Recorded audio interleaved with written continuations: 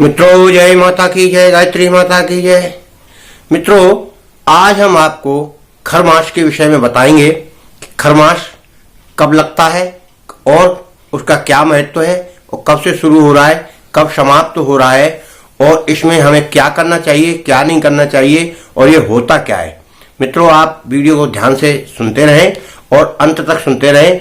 जो साधक गायत्री साधक हैं उनको भी विशेष तौर से इसे सुनना चाहिए और जो भी साधक है सबको सुनना चाहिए। तो मित्रों, अब हम आपको इस खरमास के विषय में बताते हैं, इसकी क्या महिमा है। खरमास मित्रों हर तीसरे वर्ष आता है।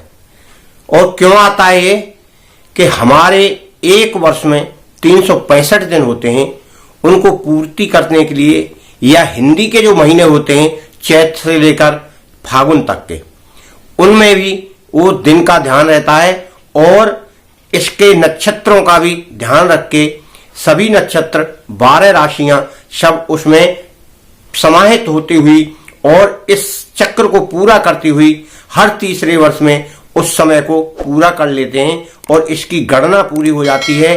पृथ्वी का चक्र जो लगता है उसके हिसाब से अगर ये ना किया जाए, यानी एक महीना एक्स्ट्रा न गिना जाए, तो यह गड़बड़ हो जाएगा और सारी जो हमारी कैलकुलेशन है या व्यवस्था हमने जो बनाई है जीने की, रहने की, वो खराब हो जाएगी। इससे ये चक्र मेंटेन रहता है और पूर्ति होती रहती है। अब इसमें करते क्या है ये लोग?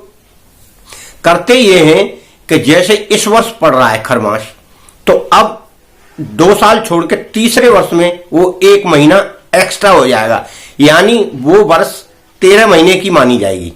तो वैसे हिंदी के महीनों में होता है ये, अंग्रेजी के महीनों में नहीं होता है। हिंदी यानी चैत वैशाख जेठ आषाढ़ सावन भादो कुवार कार्तिक अगहन पूष माह फागुन, ये हिंदी वाले महीने हैं और जनवरी फरवरी मार्च ये अंग्रेजी वाले महीने हैं। तो हिंदी वाले महीनों में खरमास, मलमास, अधिमास इनको कहा जाता है। तो इस वर्ष जो है 16 दिसंबर से 14 जनवरी तक लग रहा है।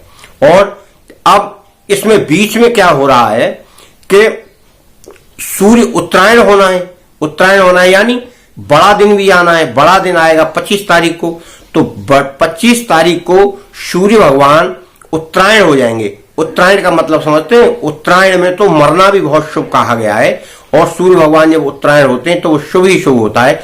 अब दिन छोटे हैं, फिर दिन थोड़ा थोड़ा बढ़ना शुरू हो जाएंगे। इसलिए अब ये मल मास पड़ रहा है, आधा पड़ रहा है इसमें सूर्य से पहले छोटे दिनों में, और आधा पड़ेगा, आधा नहीं कुछ पड़ रहा है पहले और कुछ पड़ रहा है बड़े दिनों में, यानी 25 तारीख के बाद 14 जनवरी तक पड़ेगा। तो इन दिनों में सब शादी विवाह शुभ मुहूर्त कार्य ये बंद हो जाते हैं और साधक जो है अपनी साधना करने में लग जाते हैं। साधना का इस मल मास में बहुत विशेष महत्व है। क्यों? कि शुभ कार्य न करके ये पूजा पाठ ज्यादा किया जाता है। दान करो, पूजा पाठ करो।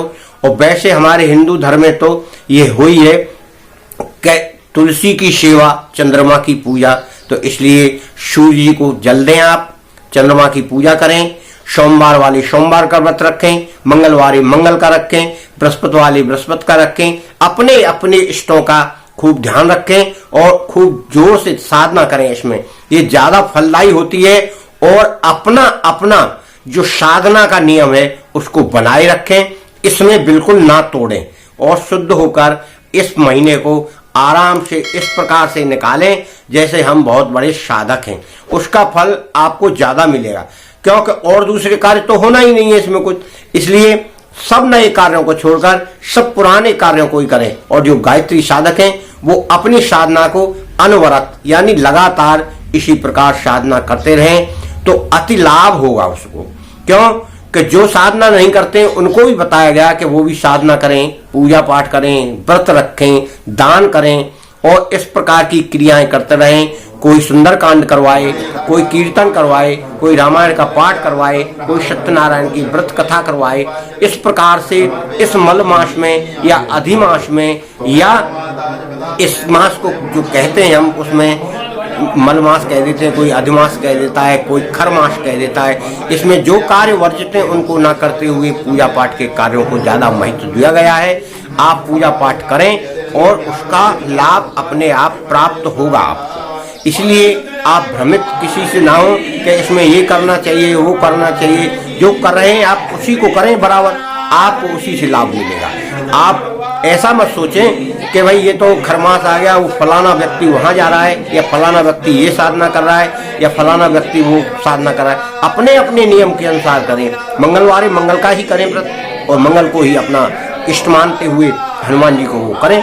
आप गायत्री चालीसा वाले गायत्री चालीसा करें, और हनुमान चालीसा वाले हनुमान चालीसा करें। हनुमान जी का मंत्र वाले हनुमान जी का मंत्र करें, गायत्री वाले गायत्री का करें, कृष्ण वाले कृष्ण का करें, और श्री भोलेनाथ का करने वाले भोलेनाथ का करें।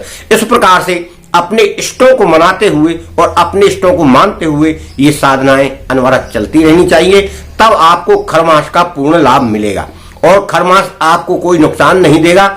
और खरमास होता है इसीलिए कि आपने जो गलतियां की हैं आप उनको इस खरमास में संपूर्ण तरीका से समाप्त करवा लें, और प्रभु की शरण में चले जाएं, और प्रभु से विनती करते रहें रोज, और साधना करते रहें कि प्रभु हमने जो गलती की है आप उन्हें क्षमा करें, और हमारे कार्यों को सुचारू रूप से करते रहें, और हमारे ऊपर कृपा बनाए रखें।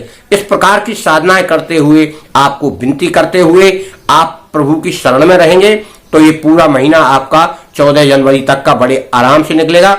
फिर लग जाएगा सन 2022। अब सन 2022 में आपको जाने से पहले पहले कुछ चीजों पर प्रतिबंध लगाना है, या उनको घर से हटा देना है। वो वीडियो तो खैर हम बाद में बनाएंगे, अभी तो यही बना दे रहे हैं कि खरमास में आपको क्या करना है। तो एक खरमास की मैंने पूरी जानकारी बता दी है। इस खरमास को क्यों मनाते हैं और कब आता है, ये आपकी पूरी जानकारी मिल गई है। और अब 16 दिसंबर से लेकर 14 जनवरी तक का ये पूर्ण एक माह हो जाएगा। इसमें क्या तिथियों के घटाव बढ़ाव के कारण ये एक आध दिन कोई घट जाती है, कोई बढ़ जाती है। क्यों कि कोई नक्षत्र रात में निकल जाता है, इस कारण से एक दिन कम हो जाता है। और इस प्रकार से ये लगभग पूरा महीना ही मानते हैं उसको हम, चाहे 29 का हो या 30 का हो। क्योंकि अंग्रेजी के महीना में जैसे फरवरी 28 की 29 की होती है, ऐसे हिंदी के महीनों में भी कोई दिन कम होकर 28 का हो जाता है, कोई 31 का होता है, कोई 30 का होता है। कभी कभी कोई तिथि 2 दिन भी निकल जाती है, यानी जैसे चौथ 2 दिन हो गई, 5 2 दिन हो गई। इस प्रकार से हमें इसको मनाना चाहिए, और प्रभु का ध्यान करते हुए हमें सभी काम इस प्रकार से करने हैं। क्यों कि नया कोई काम इसमें नहीं करना है। उसके बाद 14 के बाद सब नए काम शुरू हो जाएंगे। मित्रों, जय श्री गायत्री माता की। ये जानकारी आपके लिए बहुत लाभप्रद होगी। आप इस प्रकार से आप अपनी साधना को बनाए रखें। जय माता की।